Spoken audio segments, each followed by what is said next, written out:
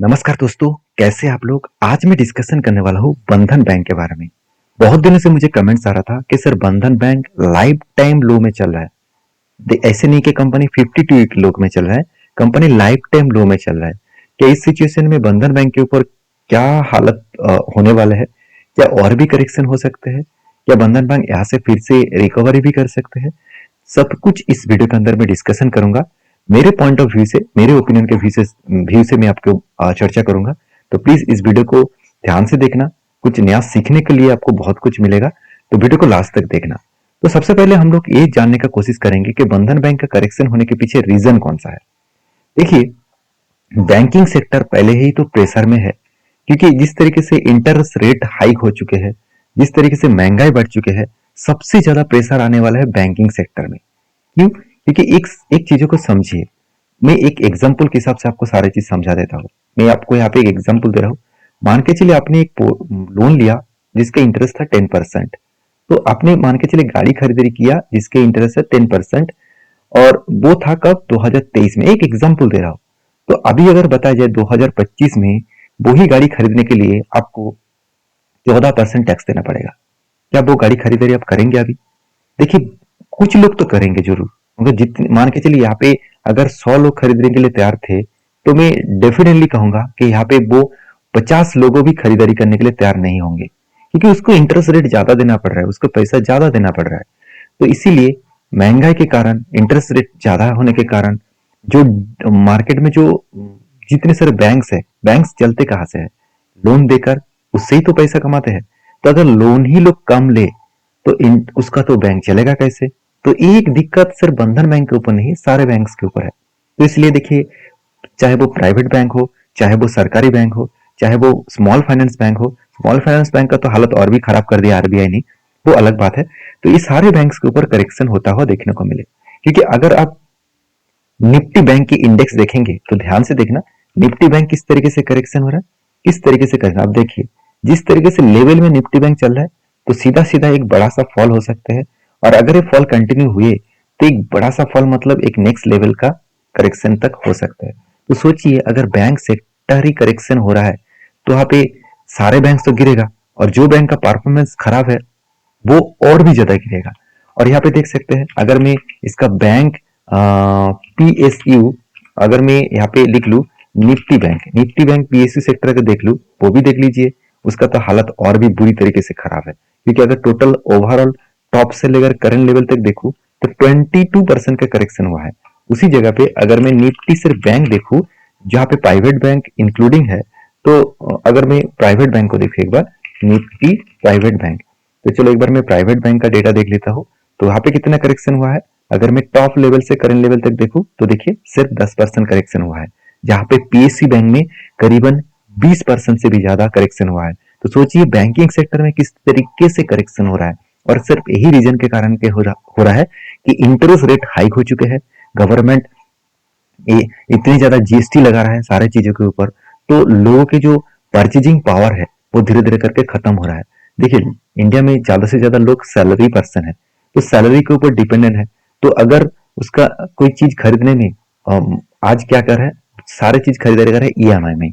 तो कोई भी फोन खरीदारी कर रहा है, कोई भी गाड़ी, कोई भी ड्रेस, कुछ भी खरीदारी कर रहा है, तो वो ईएमआई में खरीदारी किया जा रहा है। और ईएमआई की इंटरेस्ट अगर ज्यादा हो जाए तो लोग खरीदारी तो कम करेगा ही। तो इसका सीधा सीधा इफेक्ट इकोनॉमी के लिए भी देखने को मिलेगा, बैंकिंग सेक्टर में भी देखने को मिलेगा।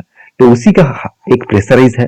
दूसरी बात, कंपनीज के ऊपर अगर मैं सीधा सीधा इसका क्वार्टरली रिजल्ट के ऊपर लेके जाऊं, तो आप यहाँ पे जो डेटा देखने को मिलेगा, आपको लगेगा कि कंपनी चलो ठीक ठाक तो परफॉर्मेंस कर रहा है, कंपनी के रेवेन्यू में कोई भी प्रॉब्लम नहीं है, ठीक ठाक है।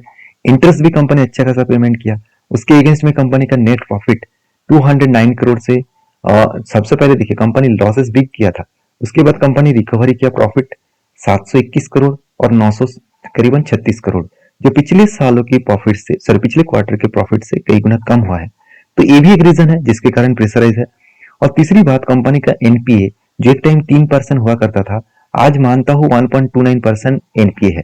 फिर भी एनपीए 1.29% बहुत ज्यादा है, क्योंकि सोचिए, अगर आपने 100 रुपया किसी को लोन दिया और उस लोन में आपको वापस से नहीं आया, और मतलब आपका 1.29% यहाँ पे लोन डिफॉल्ट हो गया, तो आपके जेब से ही तो कटेगा ना।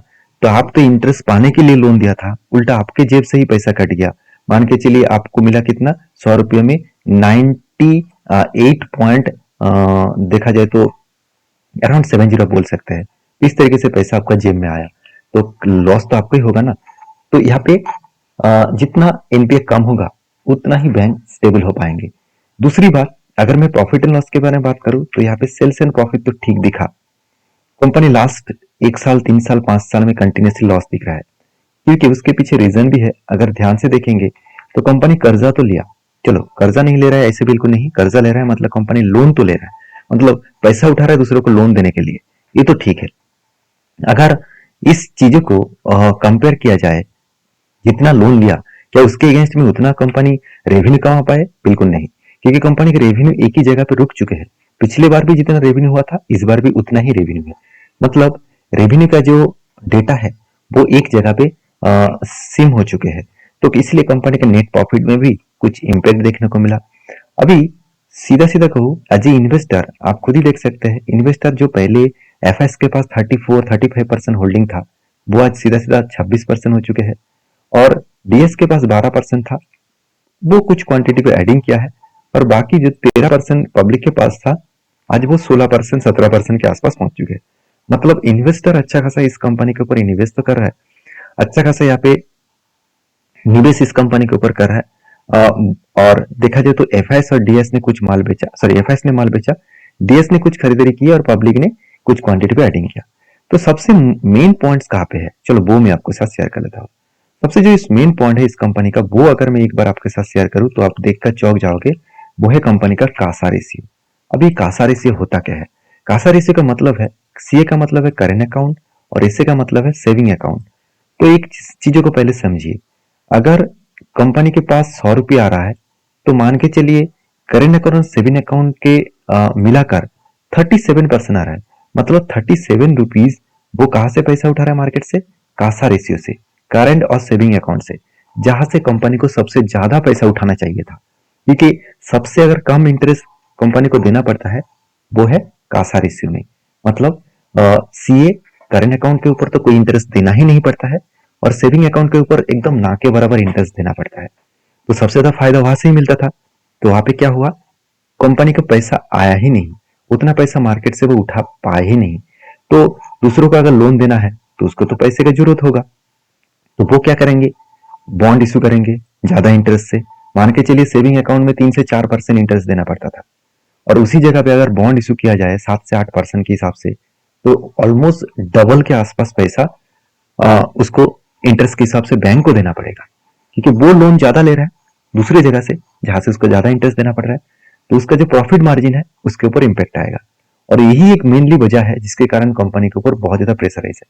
क्योंकि देखिए आरओई भी घट चुके हैं, आरओए भी घट चुके हैं, return of equity return of asset दोनों ही घट चुके हैं, और एनपीए मानता हूं कम हुआ है, उतना ज्यादा कम नहीं हुआ, मगर सीआर परसेंटेज ठीक है, जो आरबीआई के रूल्स के हिसाब से 15% के आसपास होना चाहिए, 11 से 15%।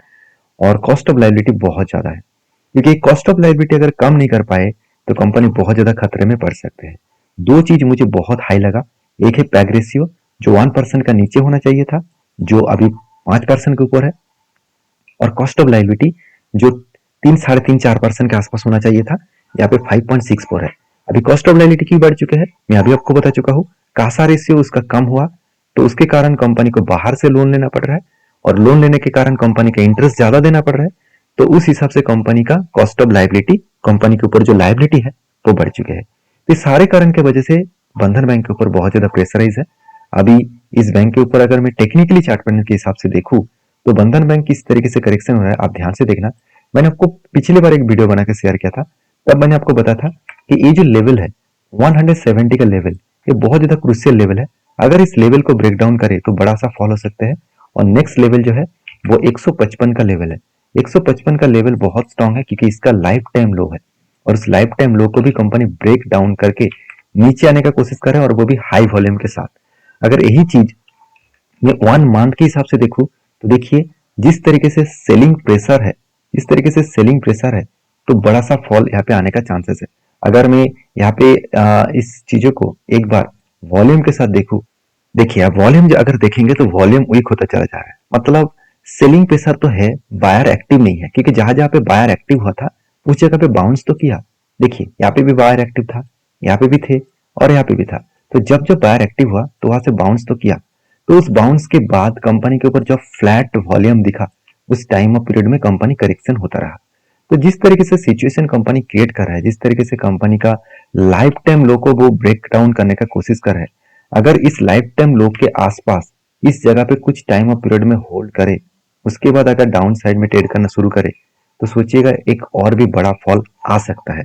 क्योंकि जिस तरीके से सिनेरियो क्रिएट हुआ है और जिस तरीके से फंडामेंटली कंपनी का परफॉर्मेंस है, उस कारण की वजह से कंपनी के ऊपर फॉलिंग आ सकता है। लेकिन मैं कोई 100% गारंटी तो नहीं आपको दे रहा हूँ कि यहाँ पे आएगा करके। ये मुझे लगता है आप आपके हिसाब से स्टडी करिए, उसके बाद काम करिए। क्योंकि मैं फिलहाल के लिए इस कंपनी के ऊपर कोई काम नहीं करना चाहूंगा, क्योंकि जब तक मुझे पोटेंशियल नहीं दिखे, जब तक गवर्नमेंट रेट ऑफ इंटरेस्ट को कम ना करे, तब तक किसी भी बैंक्स के ऊपर मैं काम करने के लिए तैयार नहीं रहूंगा। तो बाकी आपकी क्या राय है जरूर कमेंट्स करना। वीडियो अच्छा लगे तो प्लीज लाइक करना। Thank you.